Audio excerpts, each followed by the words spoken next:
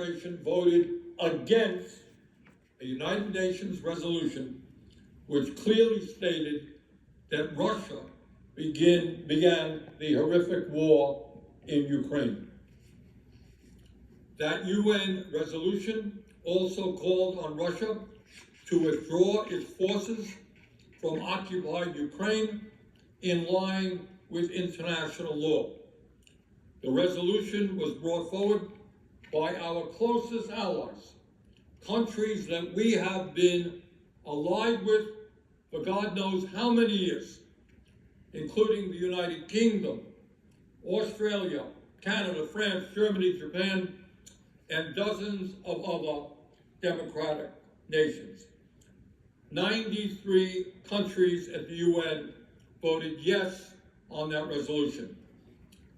Rather than side with our long-standing allies to preserve democracy and uphold international law, President Trump voted with authoritarian nations like Russia, North Korea, Iran, and Belarus to oppose the resolution. Many of the other opponents of that resolution are undemocratic nations propped up by Russian military aid. But it wasn't just the UN vote. Pathetically, President Trump also told an outrageous lie, claiming that it was Ukraine that started the war, not Russia. He also called Zelensky a dictator rather than the leader of a democratic nation as he is. Mr. President, as we discuss Ukraine tonight, it is terribly important that we not forget who Vladimir Putin is and why he is no friend of the United States and why we should not be in an alliance with him against Ukraine. Putin is the man who crushed Russia's movement toward democracy after the end of the Cold War. Putin is a man who steals elections, murders political dissidents, and crushes freedom of the press.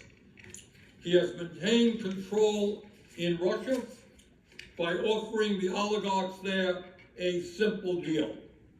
If they grant him absolute power and share the spoils, and he, by the way, is one of the wealthiest people in the world, he would let them steal as much as they wanted from the Russian people. The result, while the vast majority of the Russian population struggles economically, Putin and his fellow oligarchs stash trillions of dollars in offshore tax havens.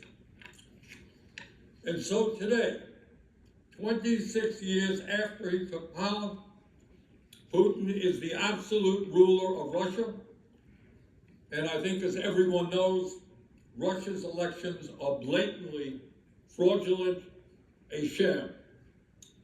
And Putin is the man who sparked the bloodiest war in Europe since World War II.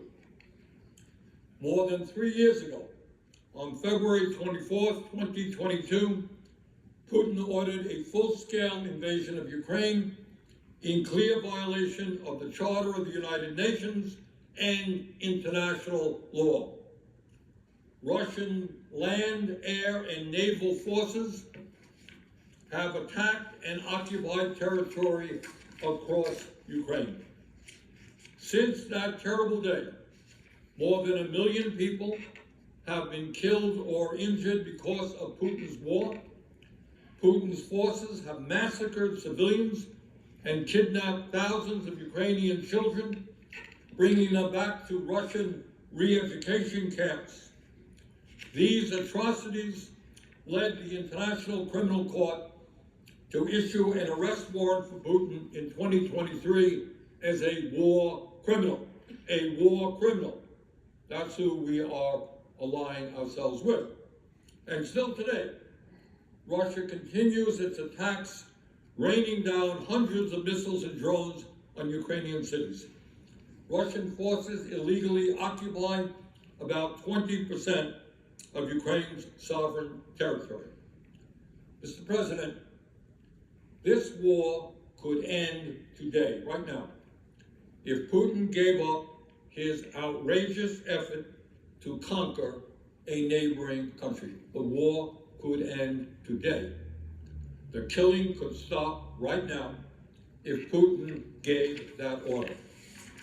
And that simply, Mr. President, is what my resolution says to Vladimir Putin. Stop the killing, obey international law, withdraw your forces and cease your attacks on Ukraine.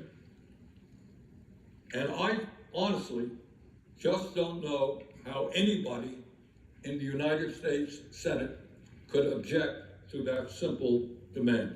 Donald Trump